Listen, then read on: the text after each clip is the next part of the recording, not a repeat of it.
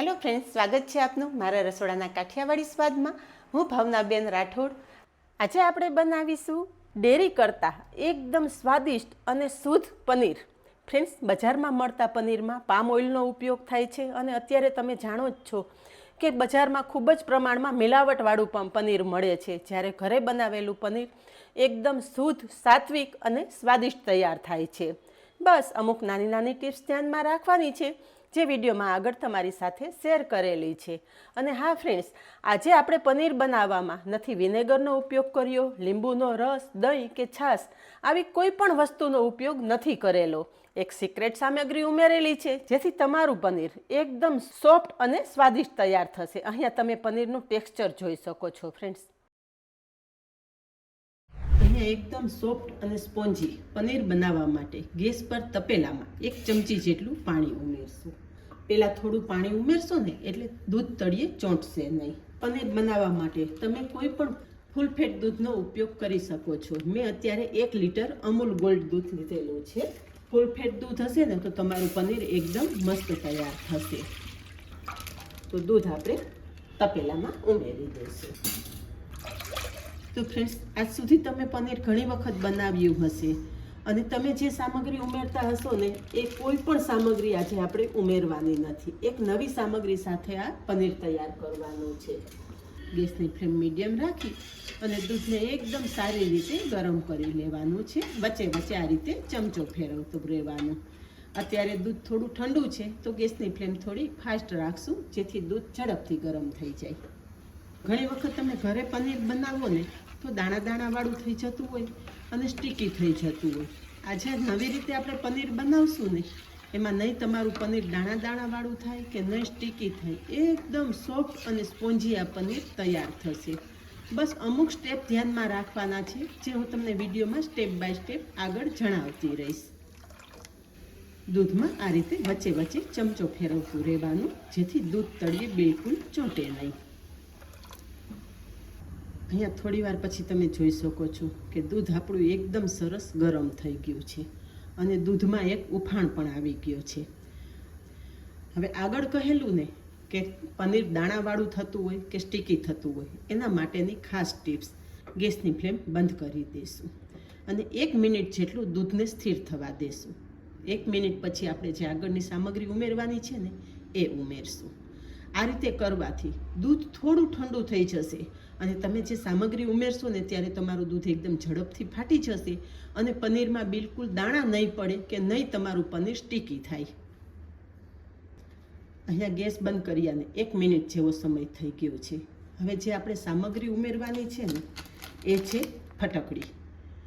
નથી ફટકડીનો તમારે પાવડર કરીને એમાં ઉમેરવો કે નથી તમારે બીજી કોઈ પ્રોસેસ કરવાની।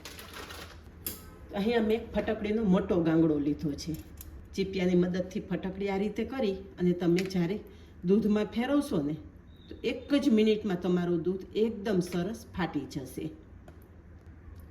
તો અહીંયા તમે જોઈ શકો છો કે દૂધ ફાટવાની શરૂઆત થઈ ગઈ છે અને દૂધમાં દાણા પણ પડવા માંડ્યા છે।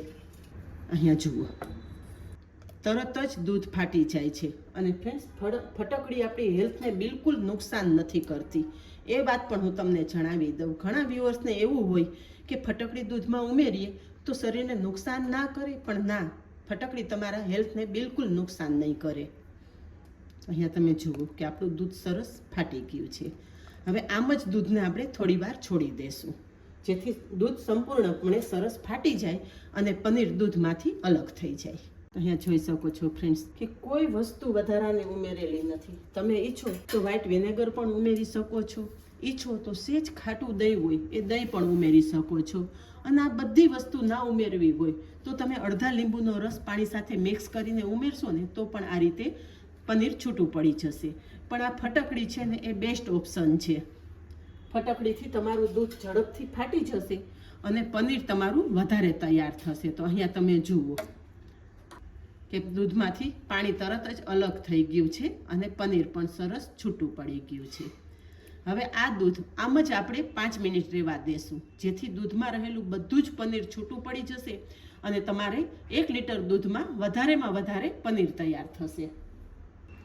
હવે અહીંયા તમે જુઓ કે 5 મિનિટ પછી બધું જ પનીર અલગ થઈ ગયું છે અને એકદમ ચોખ્ખું પાણી પણ સાઈડમાં અલગ થઈ ગયું છે. તમે જોઈ શકો છો ફ્રેન્ડ્સ. તૈયાર થયેલા પનીરમાંથી પાણી અલગ કરી લઈએ. અહીંયા પનીર ગાળવા માટે એક મોટી તપેલી ઉપર ચાયણો રાખેલો છે. ચાયણા ઉપર આપણે એક મલમલનું કપડું રાખી દઈશું. કલર ના જાતું હોય એવું કોઈ પણ કપડું તમે રાખી શકો છો. એવું જરૂરી નથી કે તમારે વ્હાઈટ કપડાનો જ ઉપયોગ કરવો પડે. અને હવે જે આપણે દૂધ ફાડીને પનીર તૈયાર કરવાનું છે ને એ આપણે ચાયણામાં ઉમેરી દઈશું. હવે પનીરને આપણે સરસ ધોઈ લઈશું જેથી ફટકડીનો બિલકુલ ટેસ્ટ ના આવે. પનીર ધોવા માટે ઠંડા પાણીનો ઉપયોગ કરેલો છે.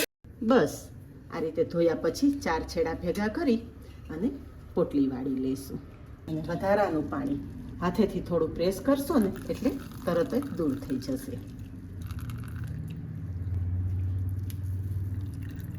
અહીંયા પનીરમાંથી પાણી આપણે અલગ કરી દીધું છે. હવે આ પાણીનો તમે કઢી બનાવવામાં ઉપયોગ કરી શકો છો. તમે આ જે પનીરનું પાણી છે ને એ પાણીથી ઢોકળા પણ બનાવી શકો છો. ઢોકળાનો આથો સરસ આવશે અને તમારા ઢોકળા એકદમ સોફ્ટ, સ્પોન્જી અને જાળીદાર તૈયાર થશે.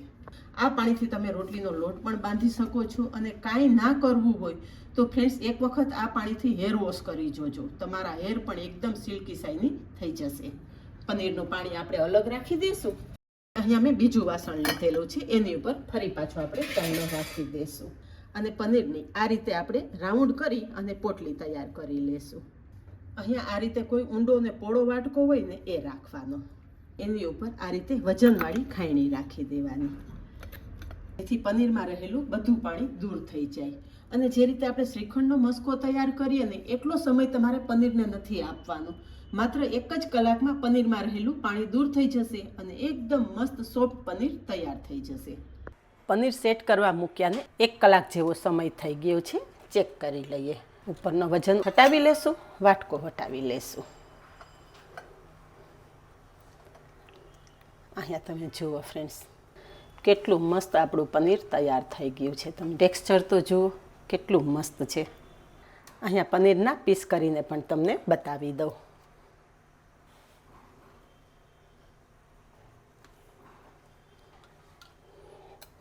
પનીરના 2 ભાગ કરીએ તો તમે જુઓ ફ્રેન્ડ્સ કેટલું મસ્ત આપણું પનીર તૈયાર થયેલું છે. આ રીતે પનીર બનાવી અને તમે 5 થી 7 દિવસ ફ્રીજમાં સ્ટોર કરશો ને બિલકુલ ખરાબ વાસ નહીં આવે. કારણ કે આપણે ઘરનું બનાવેલું પનીર છે. એકદમ સોફ્ટ અને સ્પોન્જી. તો ફ્રેન્ડ્સ આજે પનીર બનાવવામાં મેં બધી જ ટિપ્સ તમારી સાથે શેર કરેલી છે. મારી રીતે જો પનીર બનાવશો તો માત્ર 1 લીટર દૂધમાંથી 150 ગ્રામ જેટલું પનીર તૈયાર થશે. તો આજનો વિડીયો કેવો લાગ્યો ફ્રેન્ડ્સ? આજનો વિડીયો જો પસંદ આવ્યો હોય ને તો વિડીયોને 1 લાઇક ચોક્કસ આપજો. અને આવા જ નવા વિડીયો જોવા માટે ચેનલને સબસ્ક્રાઈબ કરી લેજો અને પાસે રહેલું બેલ પણ પ્રેસ કરી રાખજો જેથી આવનારા બધા જ નવા વિડીયોની નોટિફિકેશન સૌથી પહેલાં આપને મળે. આજે બસ આટલું જ. મળીએ નેક્સ્ટ વિડીયોમાં. ત્યાં સુધી બાય. Thank you.